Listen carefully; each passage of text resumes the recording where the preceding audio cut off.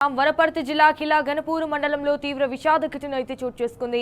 సర్కలాపూర్లో మామిడి తోటను లీజుకు తీసుకుని అందులోనే నివాసం ఉంచిన కుటుంబం అప్పుల బాధతో ఆత్మహత్యకు పాల్పడ్డారు. భార్య ఎల్లమ్మ, ఇద్దరు పిల్లలను చంపి అనంతరం తాను ఉరివేసుకుని ఆత్మహత్యకు పాల్పడ్డాడు నరసింహులు అనే వ్యక్తి. మృతులు మహబూబ్ నగర్ జిల్లా దేవరకద్ర మండలం డోకూరు గ్రామానికి చెందిన వారికైతే పోలీసులు గుర్తించారు.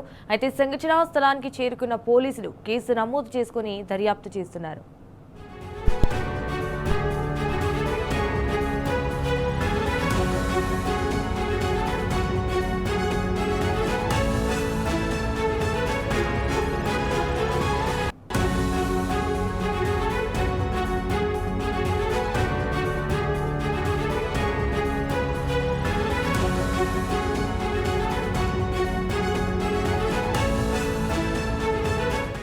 అంటే వనపర్తి జిల్లా కిలా గణపురం మండలంలో తీవ్ర విషాద ఘటన అయితే చోటు చేసుకుంది.